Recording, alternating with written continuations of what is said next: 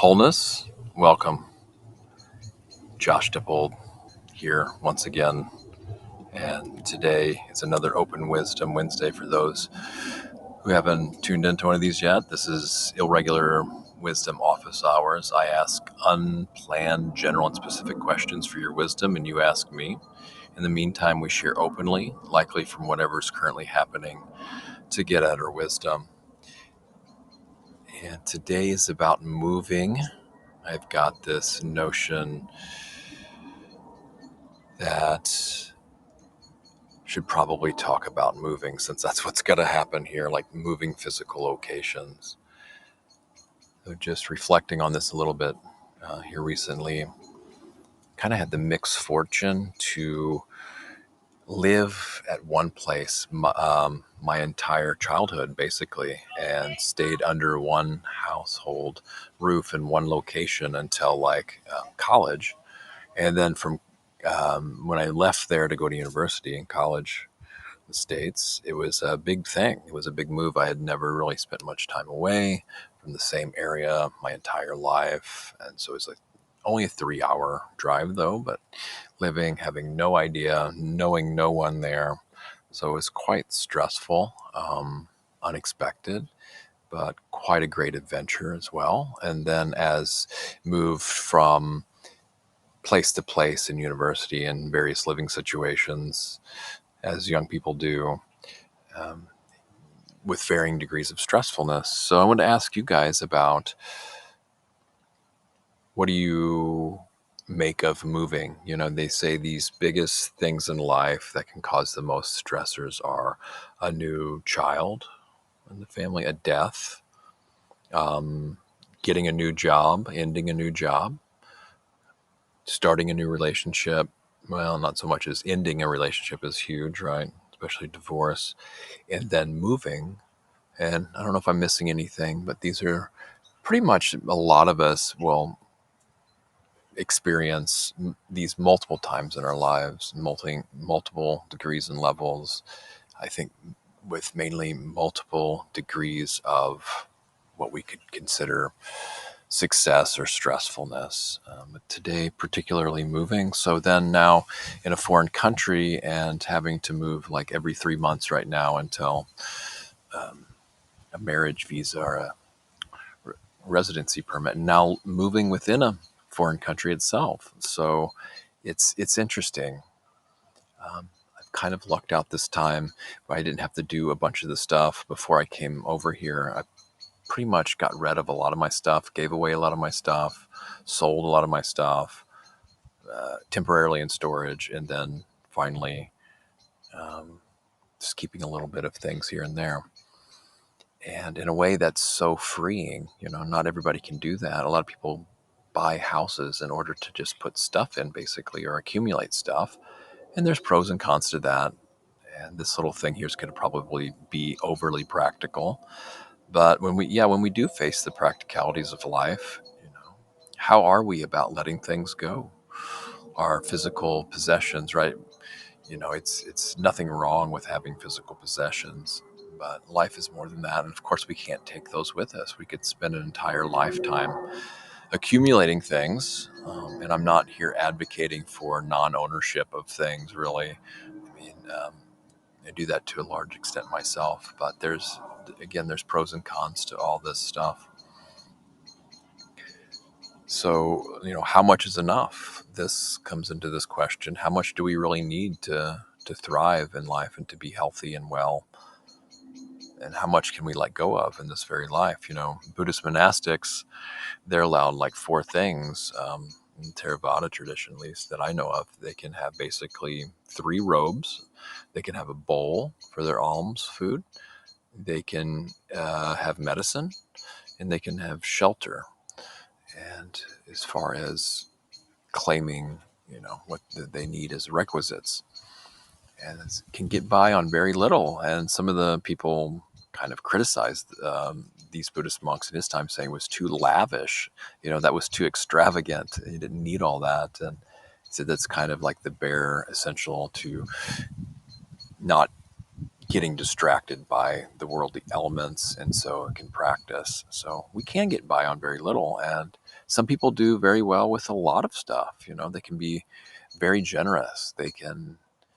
People can accumulate massive fortunes and then be very generous with helping others with that. So this goes into generosity.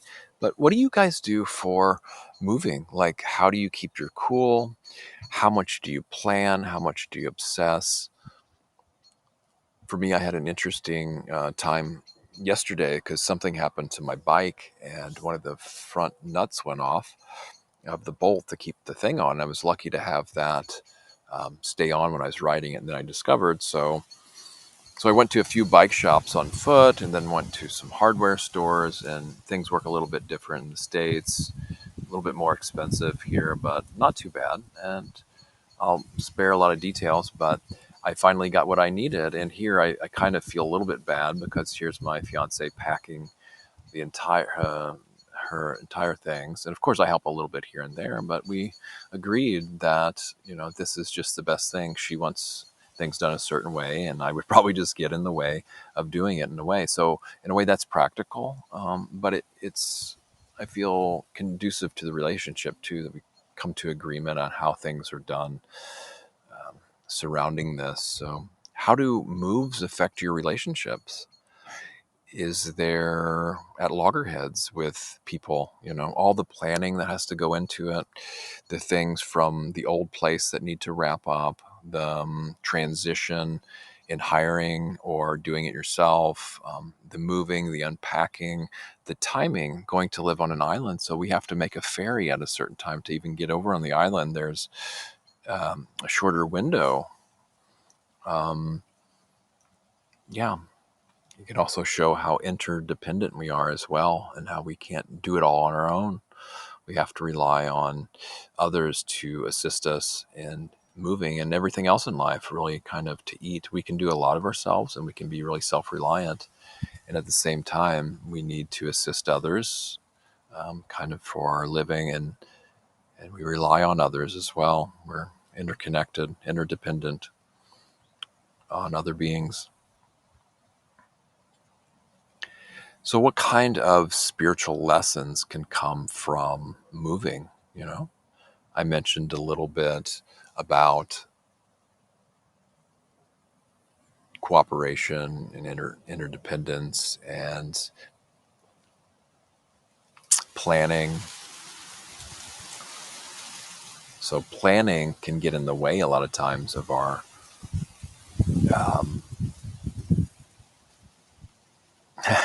our spiritual progress, right? If we're spending too much time, especially in meditation, thinking and planning, it can interfere with being here and now, being heedful, being aware of what's going on. You can get lost in thoughts, lost in anxiety. At the same time, we need to do some kind of preparation and planning. Otherwise, we really wouldn't be able to do anything. So how are we when we're going through these things? And then dealing with all kinds of unexpectedness in our lives. I think that's another huge spiritual lesson. I think what was a question that how are we when things don't go our way? I think that's kind of one of the bigger spiritual questions there are. How am I when things don't go my way? And then do I beat myself up for how I respond and react? Do I criticize and judge myself for what might have been totally okay thing, totally acceptable thing? Am I trying to be too perfect? Spirituality, right?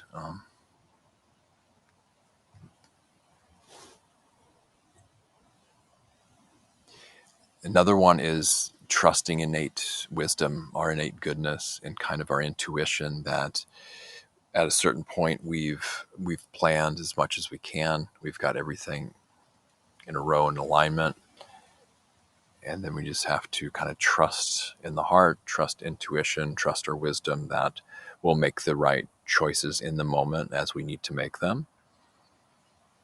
And then, of course, how attached to outcome are we? Do we do we have to have something a certain way? I mean, how willing are we to be flexible, to compromise, and how much aren't we? How does our heart meet the process of moving in life and transition? And that's another thing moving points to is transitions, right? When we live in a certain area, we have kind of a ritualistic way, I think a lot of us, about going about things. Or maybe some of us are a little bit more chaotic and actually could benefit from more regularity and ritual in our lives. But we kind of get tethered, or I don't know about attached, but established in a place where we reside, right? We eat and sleep, go to the bathroom, wash, live. Some of us conduct work in our living quarters. And so there's something about kind of the move and the rhythm and the flow of life that becomes kind of commonplace and habitual and regular.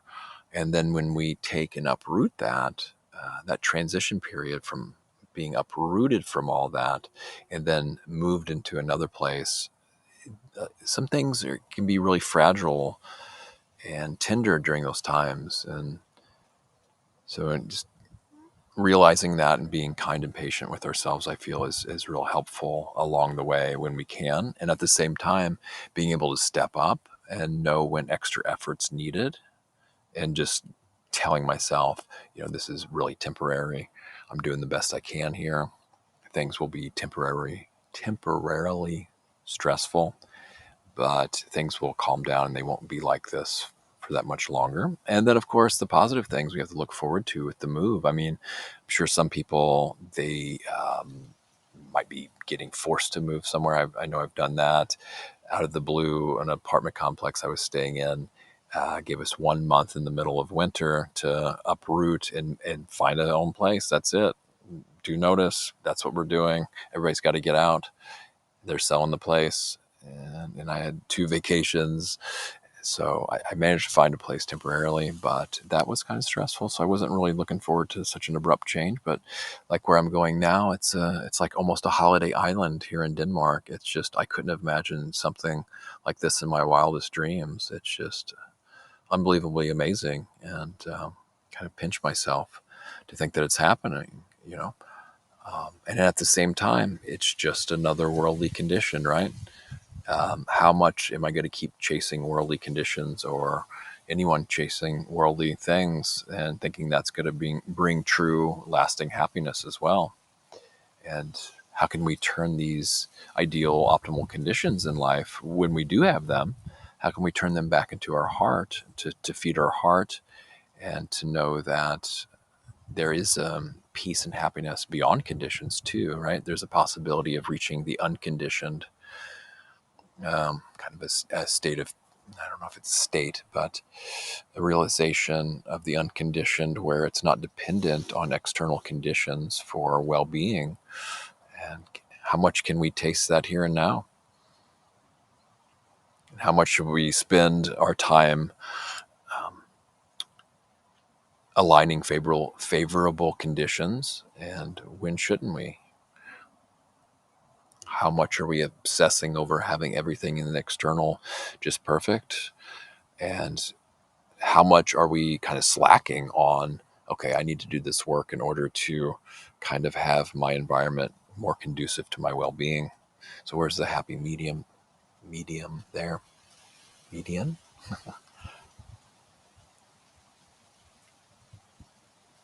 There was something else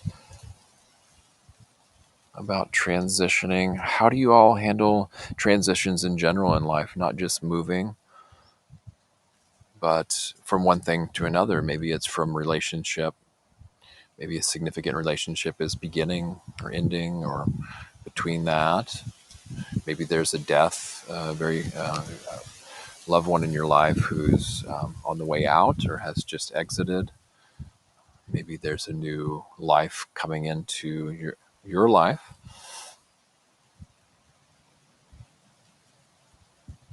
How does the heart hold these things? And what kind of strategies do we have? Are we just entirely at the mercy of conditions and reaction?